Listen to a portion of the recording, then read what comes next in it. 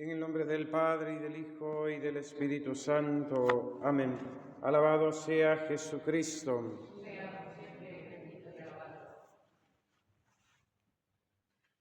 Enumeramos y enunciamos ayer los medios propuestos para llegar a ser hombres de vida interior. Y el primero de ellos era la lucha contra el pecado venial.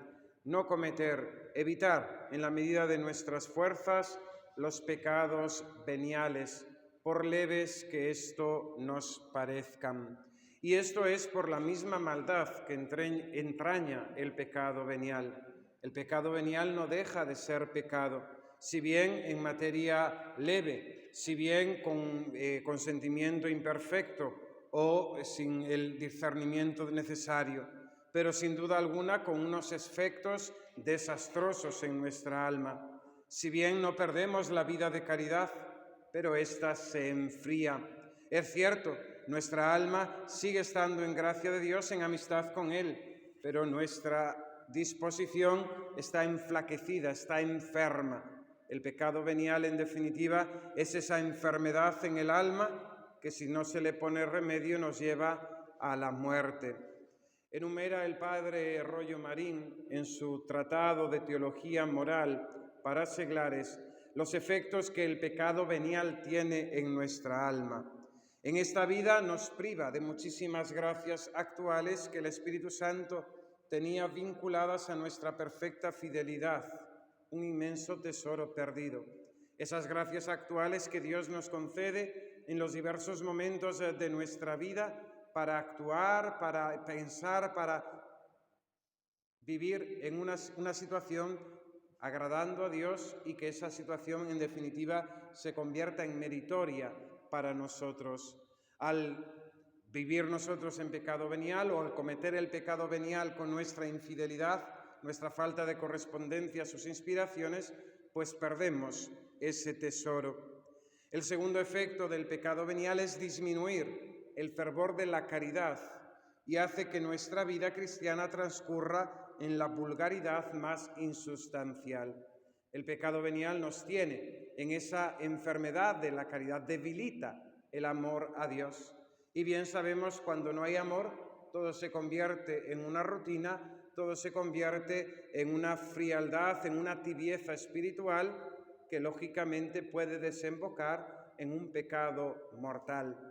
Había una catequista que le enseñaba a los niños que 10 pecados veniales hacen uno mortal. Y no es cierto, pero es cierto. Los pecados veniales son pecados veniales y no sumándolos hacen un pecado mortal. Pero en definitiva el estado de pecado venial, el consentimiento continuo de estos pecados desemboca irremediablemente en el pecado mortal, porque como que va disponiendo al alma a ese fin. El tercer efecto del pecado venial en nuestras almas es que aumenta las dificultades para la práctica de la virtud, que cada vez se nos presenta más difícil y cuesta arriba.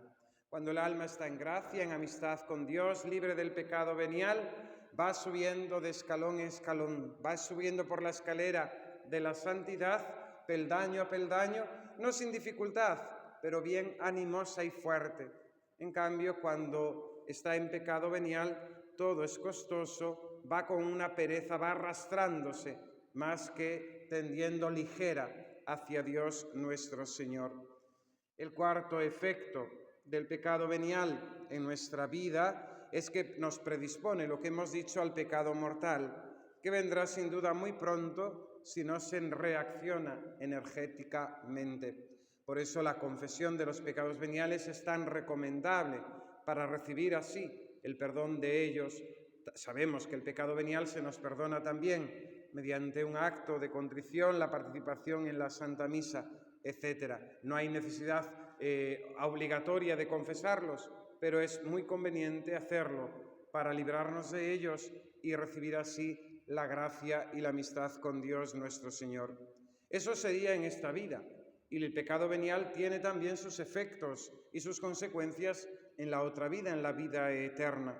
Primero da lugar y origen a un espantoso purgatorio que se hubiera podido evitar con un poco más de delicadeza en el servicio de Dios. No nos damos cuenta, pensamos en las cosas de aquí abajo y estamos con los cálculos de aquí abajo, pero hemos de pensar en la eternidad.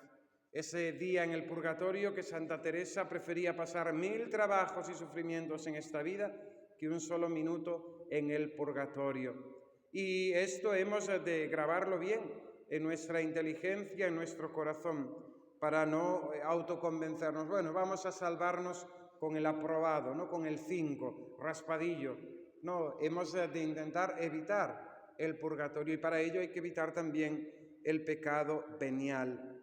Impide un mayor aumento de gloria en el cielo para toda la eternidad. Pérdida inmensa e irreparable.